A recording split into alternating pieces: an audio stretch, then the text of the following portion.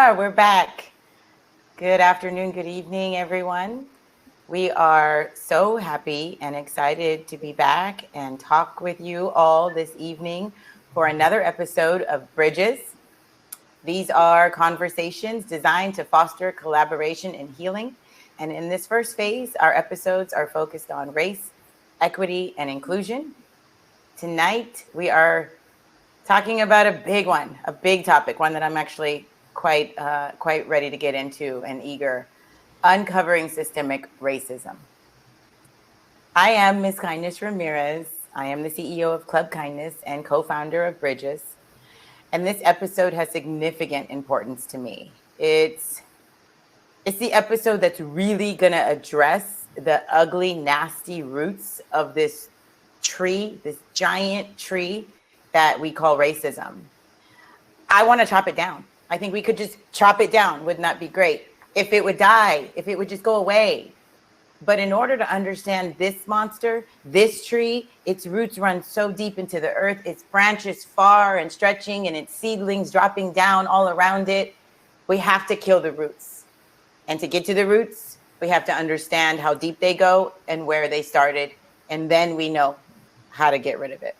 So that's why I'm really excited about tonight's episode. We've got some good topics to cover. I'm looking forward to it. What about you, Sam? I know you're looking forward to tonight. Hi, everybody. I'm Samantha Montanero, the co-founder and CEO of Tokeativity. And uncovering systemic racism is important to me because we're all participants in the age of information and technology. And I believe with that comes a responsibility to no longer just bury the horrific truths that our economy, churches, schools, governments, the fabric of our communities has been built on foundations of inequity, oppression, and racism.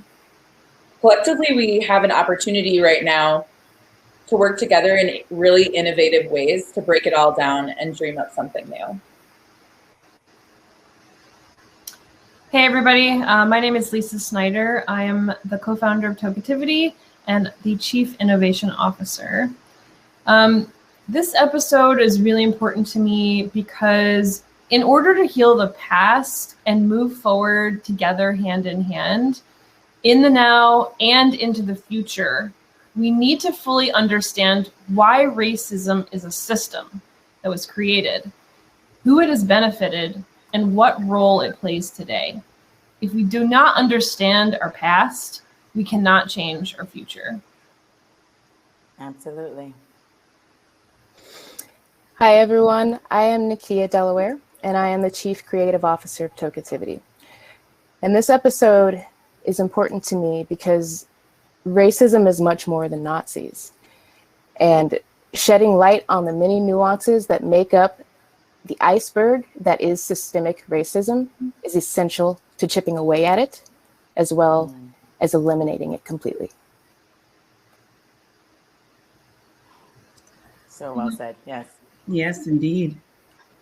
Hello, everyone. I am Tiffany Watkins. I am the founder and CEO of Vanguard Media Online. And this topic is extremely important to me. It's important because I believe that tearing down piece by piece the idea of the system of racism is essential to us growing together and us understanding who has benefited, who has privilege, and whose opportunities were taken away, how and why. So I look forward to this conversation, and I look forward to everyone opening their ears and their minds. Same. Man, piece by piece, chip by chip, right? Finding the roots, finding the sources. That's what this is about. We're about to get into this. Thank you, Tokeativity. Thank you, Vanguard Media. Thank you to all the women and people who are here with us tonight. I'm looking forward to this discussion. See you all in a bit. Tonight's topic is, I'm excited. This is probably the most charged night we're gonna have. And I mean charged in a good way, because it's gonna come with a lot of information. Tonight, I want you to encourage you to have your notepads out. I want you to be writing down some dates. I want you to be writing down some historical context we're going to give. We will talk about policy, I'm certain, quite a bit. You'll get to really see and understand the nuances, like Kia talked about so eloquently, of this system. It is a system, and we're going to need to talk about even that. What is this thing called racism? I'm joined this evening by 4 amazing women. So in the first hour, I'll be talking with 3 women. And then in the second hour, Powery Flowers will come on for a nice, bringing it all together moment of storytelling and inspiration. And we'll help transition from the main stage to the sessions when we get there. But tonight, in the first hour, I'm really excited about the diversity of the panel because we're going to talk with Felicia Carbajal. She is my friend. They are value-based, queer, Latinx organizer, social entrepreneur, and abolitionist. And let me tell you, Felicia is a manifester, okay? They have over 20 years. 20 years. She doesn't mind. 20 years of movement building experience. Also, she's the executive director of the Social Impact Center. I'm going to let her talk more about all the work that Felicia's doing in the community, but I'm excited to have her with us tonight. Tonjanika Ballard joins us all the way from the East Coast, working for over 15, 20 years in mental health facilities and services. She is currently studying her PhD in nurse practitioner, a doctorate. I'm sorry, she's going to talk more about this too. I'm excited. I can't wait to get into this dialogue. And I'm thinking about our third panelist, Mekole Wells, also joining us from the East Coast, educator with over 20 years experience, passionate about racism, CEO of RacIZm LLC. When we get on the stage, we're going to tackle this systemic discussion from a lot of different angles. So like I said, get your notebooks and get ready. We also got some great questions in advance from the audience. Here, there's a poll. If you look in the chat on the side, you'll see that there's a link that Tokeativity has posted. So if you do have questions that come up for you during the discussion, you can go there and ask them. In the second hour, though, there will be an opportunity for you to come on for a moderated question and answer discussion as well. So these 2 hours are going to give you a lot of information, a lot of things to think about, and hopefully some great discussion that you'll be willing to join in the second hour and then take it back to families and communities, what you learned. So like I do every time we go into one of these, I want to honor how challenging these conversations can be. And I recognize that many of the things that are going to come up this evening might provoke feelings inside of each of us that don't feel so great at the time we feel them. I want to challenge you to breathe through those moments and use them as opportunities to write something down, do further research, or even, like I said, ask a question in either the chat box or the poll link. Recognize what that feels like when it comes up in your body. Oftentimes it feels like sweaty hands. That happens to me. It's happening to me right now because I'm excited and anxious to get into this. An increased heart rate. And sometimes it looks like a rejection of the ideas. So really take the time to explore that. And I just want to say thank you for being here because this is the first step toward uncovering systemic racism and taking it back to our communities and building something better for our children. So if you will, in this moment, wherever you are, plant your feet firmly on the ground. Close your eyes if you wish. Take a moment to acknowledge your breath and just breathe in slowly.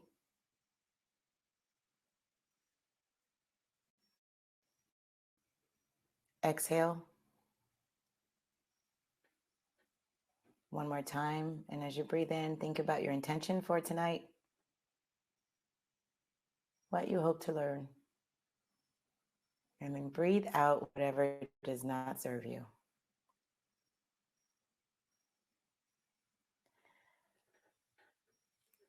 We're going to get into this. We're ready. I'm ready. I'm ready for Felicia to join me on the stage. I'm ready for Mekole to join me on the stage. I'm ready for TJ to join me on the stage. Let's get into this discussion, y'all. Let's build some bridges and uncover some systems. Hi, Felicia. Hello. Hi, TJ. Hi. Good evening. Welcome to Bridges. Thank you for being here. Thank you for getting into this discussion with us tonight, with me. The community watching is ready and eager. We have had quite a few questions come in over the last couple of days. People have questions about systemic racism. I saw Mekole pop in. That happens. She'll be back. When she comes back, I will introduce her then. I didn't really do each of you justice when I started to introduce you, because bios, when I read them, they feel so insincere. I really would love it if each of you would just give us a couple of sentences about why you accepted my invitation to come here and what you're looking forward to getting into tonight. Felicia? Oh, yes. Pick on me first. Of course. Good evening, everyone. My name is Felicia Carbajal. My preferred pronouns are they, them, theirs. First, I want to recognize that I'm where I'm at, just to allow everybody to recognize and to think about where they're at. As somebody who lives in Los Angeles, I want to be very cognizant and share with everyone that I'm on unceded Tongva territory, and the work that we do collectively with the organization that I run is really based on how we honor people.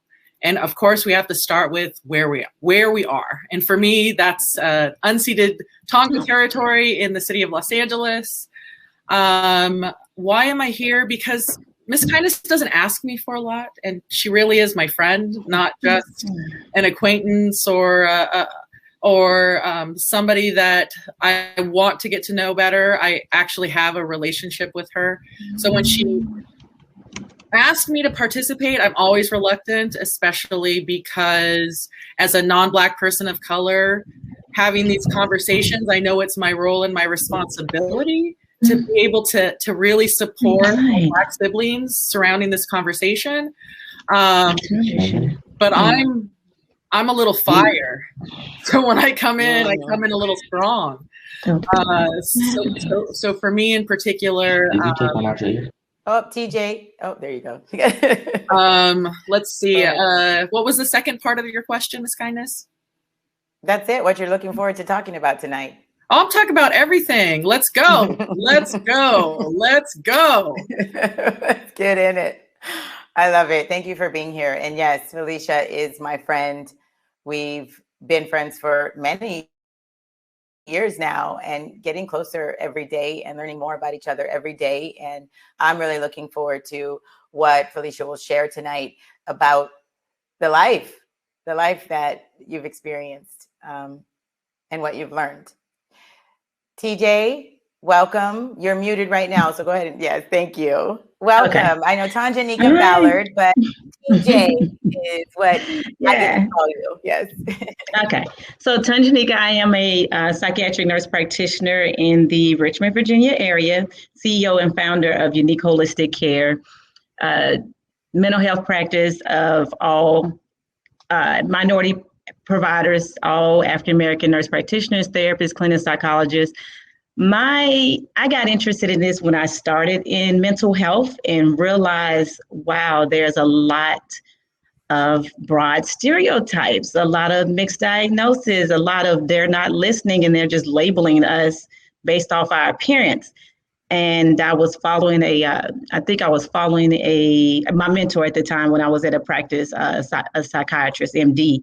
And every time he will be behind, I will pull clients. And by the time we finish, I want to stay with you. I want to stay with you because you're listening. No one ever listened to me. And they just followed me until I opened my own practice. But it's just really daunting of how we are still treated in 2021 based on how we look and how we're diagnosed from adolescence to now. And it's just so amazing. I'm in the substance abuse community as well. And so I just want to educate. And like the young lady said earlier, we have to understand the past to understand the changes. And I got a lot of the past on why we are the way we are. I'm looking forward to it. Mekole, where are you? She's coming back, y'all. We got to get Mekole up here. She is going to come from the perspective of education and the systems within, everything down to how the implicit bias plays out in the classroom and policies that have been put in place from segregation and before and throughout. So she'll just pop in. Y'all know how I do. When she comes in, it'll just feel natural. Like she just sat down on the couch because she was in the bathroom. So let's get into this conversation. I think we already had some questions come through. We'll get more into those in the second hour, but they really are a guide for this conversation because it already got asked, like race. Okay, it's not real. It's a social construct. So this is something that keeps happening in conversations. Where did it come from? What is race? I'm going to define it according to Webster. Okay, it's a grouping of humans based on shared physical or social qualities into categories generally viewed as distinct by society. Okay, that's what Merriam-Webster says. There's a couple of other dictionaries I looked at. Generally, that's the definition. All right. The reality is there wasn't even race was not tied to physical distinction until the 16th, 17th century. Prior to that, it was tied to region of origin, or what we might refer to now as nationality. So it wasn't until there was a need to justify the move in policy from indentured servitude to legal slavery did we have to delineate race as based on the way we looked. So that's some way back history. Let's just start with where that comes from. When we say, is race a social construct? Yes. But is it real now? Yes. And does it impact every single aspect of our lives because of this giant tree and all its droppings? Yes. So I want to get both of your feedback on just that, because we're going to get into race and then racism in a minute. But what's race to you? Either one, whoever wants to unmute first. Race to me, based off social constructs or what I've seen. So race to me is a stereotype that is given based off what you see and the color of our skin that has been ingrained. So you mentioned indentured servants. I remember going to the National African American Museum, and I remember reading a little blurb where they actually put labels on people so we can say, okay, white and black, and okay, let's figure out who's the more inferior. The ingrained part, pre-antebellum South, since we'll bring it back here, was race was to make sure that we make these people inferior and put all these things on them and make it seem like they're not good enough, they're ugly, they're not smart enough, and did all these atrocities to us. So I feel like in this nation is ingrained since the 1800s, pre-antebellum South till now. So that is race in this nation, and it continues from our generation, our ancestors, in Black, whites, and other communities, and not even realizing that it's being passed down. It is not. That's it. You were in the middle of a conversation with us, right? Girl, I had the phone in my ear, honey, trying to get this thing together. I said, you know what? The atmospheres are not going to play me today, boo. No, man. Listen, the timing was almost perfect because I feel like TJ was wrapping it up. No, and then when you came in and you said it is not, I thought you were having a conversation with us, but it's okay. The transition is perfect.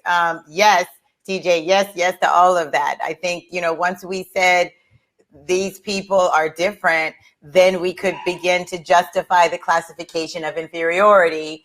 And it's just wonderful how that works in a certain group's favor. Real quick, before Felicia, I pop that question to you, I want to welcome Mekole to the main stage. Thank you for being here. I gave an unjust review of the resume, of the bios. So I just want you to answer 2 or 3 questions. Tell us who you are. Tell us what brought you here today and what you're really looking forward to discussing. My name is Mekole Wells, as everyone knows, Mekole Pfeiffer Wells. I am a systemic racism strategist. This is what I do every day. My PhD 15 years of studying students, studying kids, seeing atmospheres, and dealing with this nasty, the dirty word.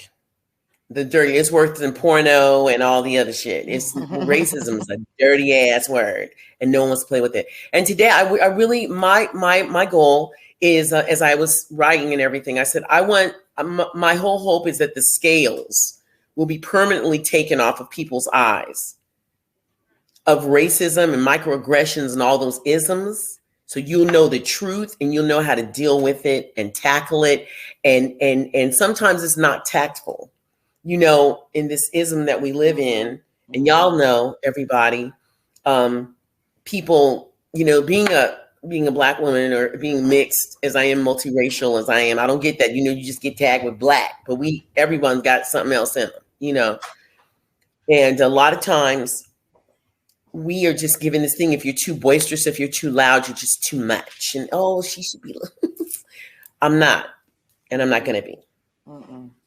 And those are the conversations we need to have. It needs to be equity straight across the board. I love how you said scales. Peel the scales off the eyes. That's what these conversations are for. That's what we're here for. This is what Bridges is for. It is to remove the wool from your eyes. It is to help you to see things through the eyes. Truly, you say you want to see them through, like, oh, I'm here. I love everyone. Okay, so understand and learn. And that's what this is about. And I know you brought up isms. So you're taking me right into the transition. Felicia, unless you want to tackle that race question, because I know you, okay, you took me right. They already got it. I mean, the only thing I can add is reminding people is when you fill out a form in the US of A, those questions get asked. So, I mean, those are those constant reminders in front of us of everything that TJ said and Mskindness said. It really literally going down to this little bubble now that you fill out that classifies you and where you're going to fit in by societal standards. So that's all I've got. That's it. And it's intentional. That's the present day manifestation, the little bubble. Mm-hmm. Yeah, it's intentional. It's intentional because it's a gatekeeping straight off gate. It's like when I was taking the, I know I'm going ahead, but you know, everyone's taking a test. You all are educators. You all are these brilliant minds in social justice, in mental health, in education, you know, and so the test, the teacher's test. And I started, you know, I hate test taking and all this stuff, but then I started reading this actual study that stated the test, and even on the test, you put your race. I'm like, what does it have to do with my race and my gender if I'm taking a goddamn teacher test? You know what I'm saying? Why? Because they microaggress off gate. So this is something I think a lot of people have not really thought about, right? Because we have bought into the system of, well, they're taking census. They just want to know. We want representation. It's okay. But if you think about it from that perspective, it's a tracking system from the gate. Right? That is the manifestation, that little bubble. That's what we've come to. Now I'm a bubble. I don't even check them. I usually say other. I usually make something up, but that's just, you know, whatever. It's like, can you not just, why do you care? Then sometimes I think, well, let me check it because I know I'm going to do really well. So I want to represent for my people. There's that. Yeah, but then it's the name test too. You know, if you have a name Shaniqua versus Candy or Tiffany, you get tagged, and you have mad accreditations. I mean, mad accreditations. And because of that name, you don't even get a hello at the door. Your shit just gets thrown out like boop. Or your name is Felicia. Or your name is Felicia, and you have some issues in and of itself too. Come on now, all that. Felicia. Okay. So you went somewhere, Mekole. I know you're going to go there. I'm going to get back to the isms. Don't worry, because we keep the conversation going. But you did go there. So I'm going to give the one application that you're talking about. You said your name on a resume. So many people have heard this. Many people have not. There is, in fact, implicit bias. So your resume comes through to the corporation. Instead of removing the names, which we've seen these double-blind studies that show if you remove the names, the higher rate of people of color shoots up because you're only looking at credentials. But when the name's at the top, without even recognizing it, you have this implicit bias. So you see the name Shaniqua. Now you've got a picture of Shaniqua in your mind, and your implicit bias starts to work. And that is what Mekole, you threw it in there. So I was like, I'm gonna bring the room back, because write that down. This is what happens when you are going back to your companies that you are running and you look at your hiring process. It needs to be equitable. Yes, Mekole. Yes.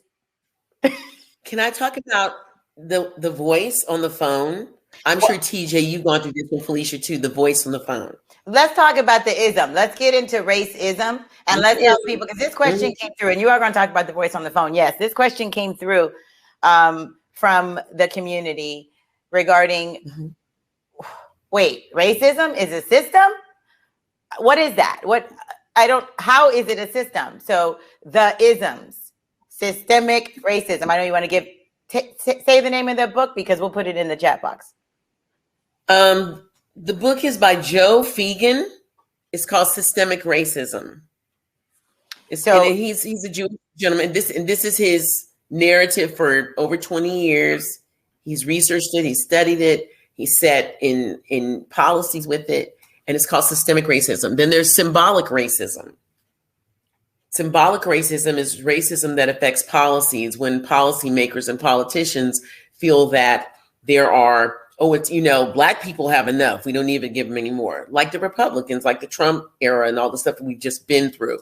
That's symbolic racism. That's symbolic. Structural racism. The isms, colorism. The ism. So let's look at this definition of racism and how it's this fundamental determinant that different racial groups have different inherent superiority or inferiority. That is racism in its definition. The system is the result of the belief that certain groups have inferiority. And so policies and social and economic things get put into place to ensure that there's a greater divide between these groups. So that is the system of racism. Is that fair? A fair definition? How do you see it, TJ? How do you see it? Tell me how the ism in mental health, what does that look like? Ooh, the ism in mental health, racism and colorism. Soon as you walk in, if you are a African-American male, you're probably a criminal. You probably are not taking care of your children. If you are a Black female, you are in the system, you are in housing, you have a lot of children, cannot have any type of trauma. No, not staying in the what's the area it's called? And I don't like to say ghettos, but the lower socioeconomic areas, there's no way you can have any trauma because you just saw your cousin get shot, a bullet came through your window, and no, you don't need any anxiety medication just in case, because you're drug seeking. So those are the isms in mental health. So you got to be schizophrenic because you're delusional. So we're not going to treat any of that. We're going to give you this medication, this psychotic medication that's going to cause weight gain, metabolic syndrome, increase in diabetes. We're not treating depression, so you might want to have suicidal thoughts because we're not even treating it because we're so into your psychosis because you might be delusional. That's the definition of gaslighting. That is the ultimate gaslighting. Yes. I am telling you that what situation you are living is not a reality. You're crazy because you're delusional because that's not really happening to you. So go ahead and take these antipsychotics. Right. And that's what happened in, I think, quickly, 1968.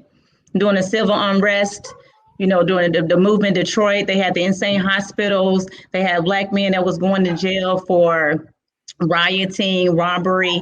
It was an insane asylum called Iona in Michigan. And so they sent them to jail. And it was an insane asylum. They was given schizophrenic diagnosis. This was around 1968. They was getting a schizophrenic diagnosis.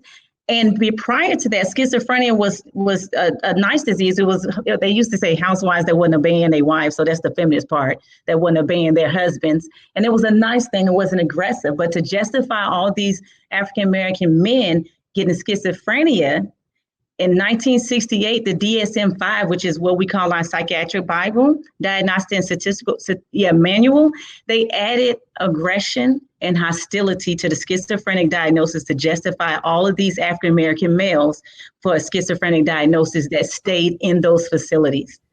And so what the social was going on, also mental health followed that. And the American Psychiatric Association put out an apology January 18, 2021 for turning their head for over 100 years to systemic racism and mental health. Okay, so I knew you were going to say that. I want to have you say that one more time. On January 18th, 2021, what happened? 2021, I have it. The American Psychiatric Association did an apology to the Black indigenous people of color for supporting structural racism in psychiatry. They gave examples of turning their head to eugenics, turning their head to the insane asylums, and even when they made it to separating Blacks and whites, and we didn't see better care than our counterparts, turning their heads to sterilization, all of that. So I want you got your notebooks out in case you don't know what eugenics is.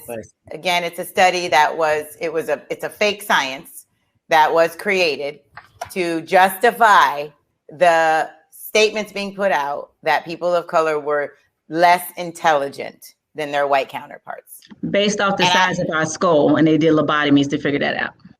That part. Come on, man. And then we jump forward, right? And we see all of these seedlings that have dropped into our society as a result of these beginning policies.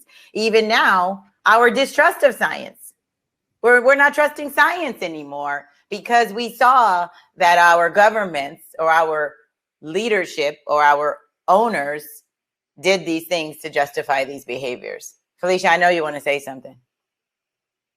Well, I know that one of the things as somebody who's been part of movement building, and those movements have been within the LGBTQ and cannabis space, I want to start off with, there are 100,000 total marijuana smokers in the US, and most of them are Negroes, Hispanics, Filipinos, and entertainers. Their satanic music, jazz and swing result from marijuana usage. This marijuana causes white women to seek sexual relations with Negroes, entertainers, and any others. And this comes from Harry Anslinger, which we all know in terms of the escalation of the war on drugs. But this is a quote, and to remind people that that escalation, for those of us who, I'm 45, so I have no shame. I grew up with Ronnie and Nancy and had to live out the war on drugs. But when you understand that, in 1986, Congress passed the Anti-Drug Abuse Act, right? And if you look even further back in history, you know that they did these things to criminalize poor people, which were oftentimes Black and brown people. And within this framework in 1986, they created mandatory prison sentences for certain drug offenses while simultaneously making those drugs available to our communities on purpose, people. We're talking literally on purpose. And I mean, to go a step further, in 1994, we know that the Clinton crime bill occurred, and we know that it was co-authored by Joe Biden. What people don't talk about is what it incentivized, because it incentivized our states to incarcerate people who violate drug laws, right? And so in 1997, the number of people that were incarcerated for nonviolent drug offenses increased from 50,000 in 1980 to 400,000 in 1997, just because this was then incentivized for these states to criminalize us. And so I'm a formerly incarcerated person. And when they did intake on me, I'm brown. I came from a poor family. My mom grew up in the projects. My grandparents were farm workers, and it was easy for them to then stamp me with a particular stamp saying that I was unredeemable, and then send me to prison like they did a lot of Black and brown people in the 90s. Not that to always say like, I was guilty, y'all, so I don't plead no innocence. I really was guilty of what the charges I have in front of me. And no, I'm not a nonviolent drug offender. That was a luxury in the neighborhood I came from, a luxury. So folks understand that's some privileged stuff that skipped me for whatever reason.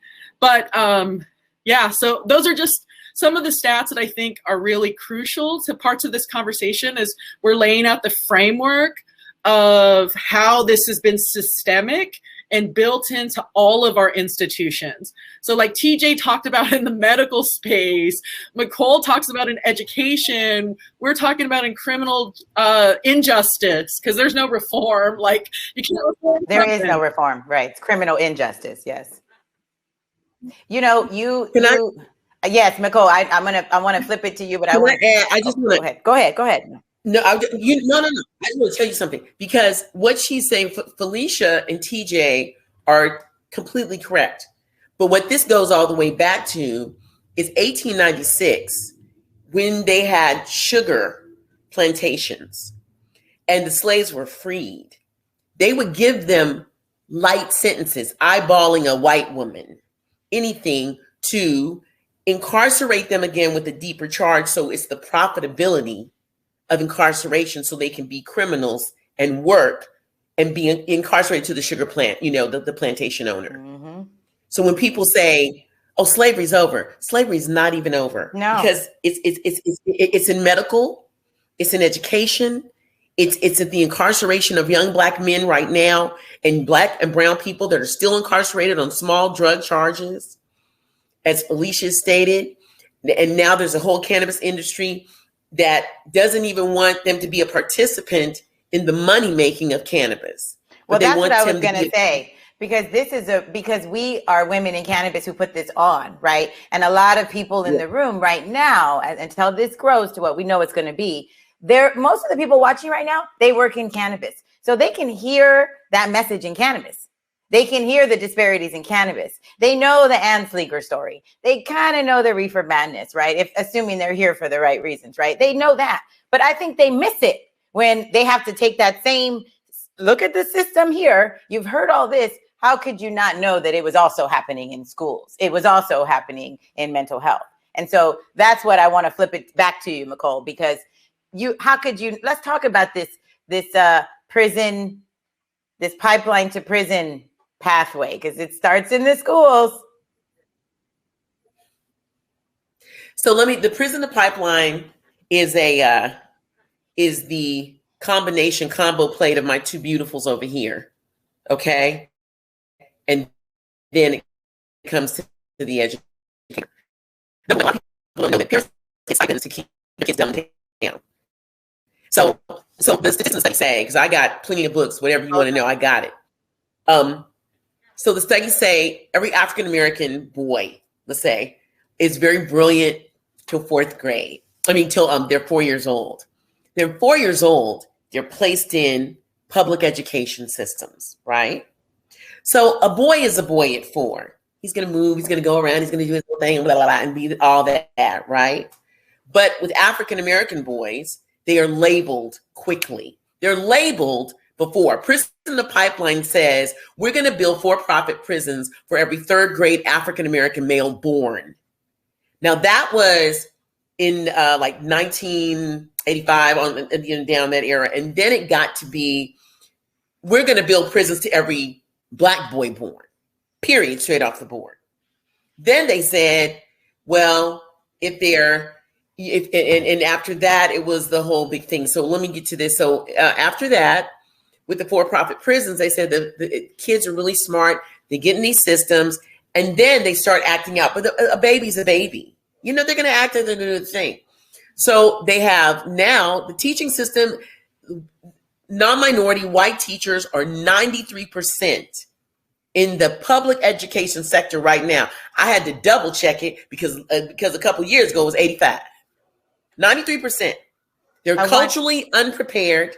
Think about this. Not ready. You just threw out these numbers. This is huge. Okay, if we don't have teachers that look like us, if they don't represent us, if they don't have friends, if their kids, if there is no representation, how can you teach Black students if you don't have any Black friends with Black kids?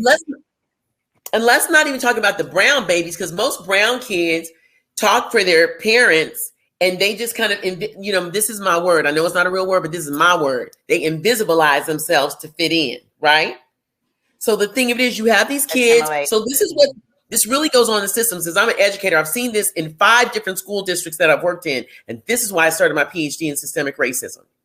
So what happens is the kids act out a little bit. They go ahead. They say, well, you know what? He needs a little medication. So let's give him some ADHD medication. So the little boy starts taking that. He starts getting, when you start taking meds and all that, those different, stripped drugs, you're going to become a fiend to the bill, right? You start acting out more. You start acting out. They stop giving him those. Now he has a label. He's bad. He's Black already. And it's in his cumulative file, and it's following him every year in his file. Come on, man. And every teacher who opens the next year's file, they read about that boy. Everybody. You have him in your class. Oh, he's bad. Oh, he's this. Oh, he's that. So the kids get stacked all the way up with these labels till they're drowning in their own death of being unable to be their free selves. You come in, this goes on until they're 6th grade. 7th grade, 8th grade, they're acting out the whole bit. And understand he's been on this drug. Mm-hmm. This is the truth. And not being listened to. They pull the drugs in high school. Come on now. They pull the drugs in high school. So he is fiending subconsciously. He really doesn't know. He's acting out subconsciously. He doesn't know. And so next thing you know, he's got a tag. And they're waiting on him in the prison systems in high school. Let me give you some statistics. I just want you to know a couple things. So in 2018, the state of California, where I'm from, okay, 54,625 kids were expelled, predominantly African American. 9,000 of those were pre-K. 9,000 pre-K babies expelled. 12,000, 30,000 were white students. Hold on, Mekole. We got to take a moment on that. Did you just say that 9,000 of the 54,000? So 1/6, because I'm a math teacher. You see how I did that? Come on. Of the kids are pre-K. How do you expel a preschooler? Oh, and let's get to it. Because what they have done with pre-K babies, they have those strap things, and they treat them. They're preparing them for incarceration. They don't even have a mindset to even work with them. You see what I'm saying? And so this is 54,625 Black children. Hold on. 12,000 white children, 9,000 pre-K, and 30,000 Latina children in the state of California in 1 year. 1 year. And okay, so expulsion, I think most people know what expulsion is. That's not detention, that's expulsion. That's being kicked out. And that's not, she didn't even share the population. She didn't even share the population of California to really show that our Black community is one of the smallest communities that we have here. Here we go. I got you. That's the definition. That's the definition of disproportionality, y'all. I got you. Here we go. Black children are 19% of pre-K enrollment, but make up 47% of suspensions.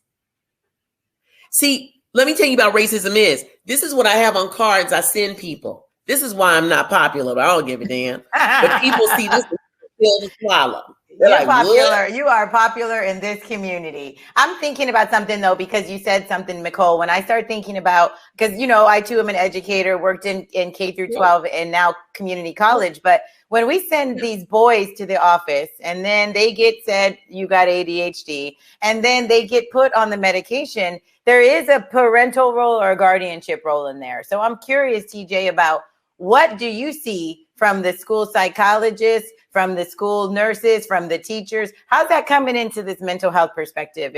And yeah, talk about that. Okay. So as she was talking, I was thinking about all my patients and my son. You know, they did him the same way. Chesterfield County Schools in Virginia took the school board all the way to the top because they tried to do the same thing to my son. That was a no last year and called them all out.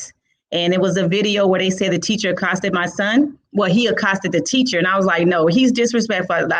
I give him that as far as like, you get out of my face, but he's never directly disrespecting. The teacher said he came up to him. I said, no.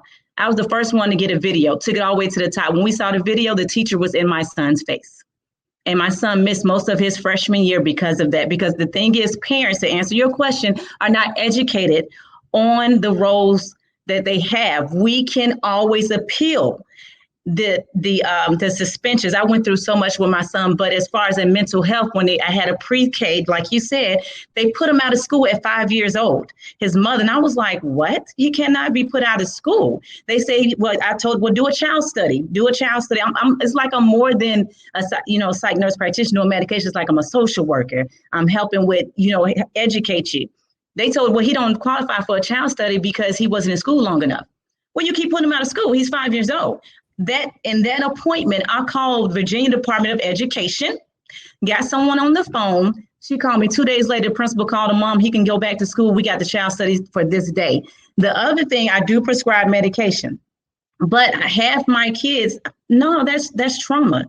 He doesn't have ADD. And I think Miss Felicia said that earlier. They're not listening. They do not listen to the parents and the kids, and they convince the parents that they have this label. And I actually was talking to a parent the other night that texted me, you gave my son his medication. He's bipolar. No, ma'am, he's not bipolar.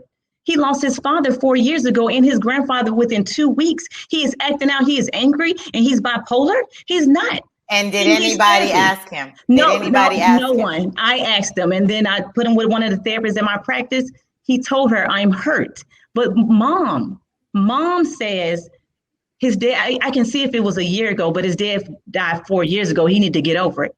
So if your mother is telling you to get over it, you're acting out, you're smoking weed, you're in the system, and you're labeled because you lost your father, a Black male that was in your life from day one at 13. So now we want to put a label on him. And I'm trying to convince you. Mom's trauma doesn't allow her to see his son because of what the system did to her. That is correct. And so I have a lot of kids I'm always fighting because I am working out as a doctorate and nurse practitioner. But my project is misdiagnosis of African American and in mental health, schizophrenia, and in particular young men. I'm not doing that, but with the oppositional defiant disorder, the conduct disorder, and Black and brown people, it's so many. They go so quick to label these kids, and once you get a label, you're not normal anymore. And like you said, and when I was a teacher too, I taught high school and stuff for 8 years. I said, no, I'm not looking at anybody's records. I'm not looking at their records. I never did either. I'll judge them. They did that with me and my twin sister. Every place we was off the chain. And we were ADD. My parents was like, no, we're not giving them no medication. We got them tested like you asked them to, but we're not getting the meds. And every class, so they go to the twins again. Right. They go to twins acting up. And I never got a chance through high school to prove myself because we was labeled from third grade all the way through my senior year of high school. So it's I want to hear, it's seen. I want to hear about colorism from you, Mekole, and then you, Felicia, because I know, Felicia, you're growing up where you grew up. I want the people to hear about what that felt like for you in the school. And you talk a lot about like how you use your white-skinned privilege in a community of color as well. But Mekole, I know you want to say something, so please go ahead. I want to hear about. No, I was just piggybacking on TJ because I got in trouble with the principal because I produced a program with the kids. That's what I do. I'm a parent advocate. That's what I really do now, parent advocate when they have issues in schools and stuff like that, which you went through with your son. And so what happened was my kids wrote this book, Diaries of Urban Euphoric, Room 1213, and they were writing, it got gritty in there. I gave them topics like fucked up and fucked out. Say the name of the book again. Say the name of the book again. The book is, I have it. The book is The Diaries of Urban Euphoric, Room 119. And my kids in Chicago, I gave them one topic. We fucked up, fucked out, to thine own self be true, fire down below, just different topics, right? So and they intentionally did it to me because I had the kids after lunch. This is a predominantly last chance school. So they knew nobody was going to show up. I had food in there. I had a 98% rate of kids coming because they were like, no one really cares about us. I said, nah, just groove it. That's the teacher I am. I'll put my foot down your throat if you don't get your shit together. But I want you to be that. You treated them as humans. You just spoke to them as humans. And this is the thing. Some of the kids are so brilliant. Yo, I mean, some of the writings were like a step above Shakespeare. People were like, oh, who wrote this? A scholar? No, my kids that you deem wrong. They just need a chance. And that's what I've been doing with kids forever. I do these plays. Girl, please, we just go in. Before Obama became Obama, I was working in Chicago, and we did this play called Dear Mr. President. We talked about the detriment of the kids and what they were going through. And see, as an educator, you all know you have to have you have to make your classroom yummy. You can't have a little dry ass classroom where you don't feed the kids. Okay, Mekole, what do you say to the educator, to the white educator, who is having a challenge with connecting with her Black students? She's in this white educator's mind. I don't know. I'm in the lunchroom. I've been in the lunchroom, okay, at the high school. And the teacher is talking about man, it's always Javon. I wish he would. I called his mom and she doesn't answer. And these kids, I just can't get through to them. It's always those ones. What do you say to that teacher? How can she evolve? How can that teacher get better and help Javon? First of all, with Javon, I said there's grass, the kid that grows up on the grass, and the kid that's the pavement. Which is the harder child? The pavement, because the pavement's harder, right? Mm-hmm. Number two, you need to educate yourself on the system. Don't just come and see. A lot of people, and no tea, no shade, boo, but a lot of people come in with that red cape saying, oh, I'm going to save the Black kids. You will not save us. We don't need saving. We don't need saving. Equity. We're just as fire. To the core. We're brilliant. We are everything, but we have been put down and suppressed so much and depressed and oppressed that we don't even know how fire we are. So you come in with your label to try and suppress us so you can feel higher than. No, you need to come down a little bit, boo. Come on down. Learn your culture. Learn your neighborhood. Plan some things. Become a part of it. You're not saving anybody. You need to save your own self and get your stuff together. Because I'll say this. I'll say to that teacher. To that teacher, I would say, ask your students. Ask your students what they need. Ask them why they don't want to sit and listen to you talk. Ask them why they wilding out in your class. Ask them why they don't connect with you. Ask your students. And another thing too, I get real passionate about it, but ask your students what they want to learn. Ask your students, create some programs about their lives so they can have a voice in the conversation. We have been given a European narrative from the time we got here. We don't know who we are. We don't know where we come from. People suppress everything. They whitenize everything. It's white history. I love it when you say whitenize. The definition of whitenize, Mekole, is to literally remove our history via policy from the history books. Remove our history. Legally pass laws in the United States of America that make it okay to remove history from the books. There are textbooks being indoctrinated every so many years in each state. And this system allows for parents to be left out of that process and not know what's going into those books when they have every right to review and advance and vote on whether or not those books should be adopted. So this is a part of solutions, getting involved, know that your district adopts textbooks, but know that also historically, the reason why many of you watching this don't know the stuff that we're talking about is because it was legally and intentionally removed from the history books. And I'm seeing in the chat people saying like, I had to research that. I didn't know that. I can't believe we didn't know this because There's it was a book intentional. called Push Out. I'm sorry, It's let me give you some. There's a book called Push Out by Monique Morris. It's an excellent book to talk about what happens to African American girls. There's another book called Latino Stats, statistical information. There's another book by Monique Morris called Black Stats. There's another book. The numbers are very impactful to get those by numbers. Color of Law by Rothstein. And you all both know from the jail system to the meds, that's a combo plate right there. That's what they did. Okay, Lauren Justice said, yes, Black history shouldn't only include slavery and Martin Luther King. And this is, again, American Black history, because that's all they talk about in the books. I want to kick it to you, Felicia, because we were talking earlier about this representation in the schools, this funnel process, right? Pipeline to prison. And you alluded to some things earlier when you said, I don't know, that skipped me. What was it being the white-skinned Latina kid in your community? Well, that's a big question. Actually, I was a lot browner then. Term in isolated living made me whiter than I was before. So when they put you in spots for over a year and only let you have an hour of sun, you are all kinds of different shades after that. But like, I mean, I grew up, like to tell people like, hey, my mom grew up in the projects.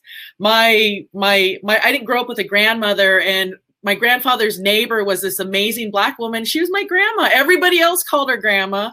So I knew even when we'd go walking down the street to the store, they would always jam up my little cousins and never jam up me. So early on, I was already cognizant of the privilege that I had in certain spaces. And I mean, yesterday marks the 30th anniversary of the Rodney King beating. And I bring that up primarily because I was in high school during that time. And I remember, I mean, I went to a magnet school that my town had built to help with integration in the 70s. And then they used it for a magnet school. And so when Mekole and TJ talk about the brilliance of my Black siblings, I will let you know that's who I competed with academically.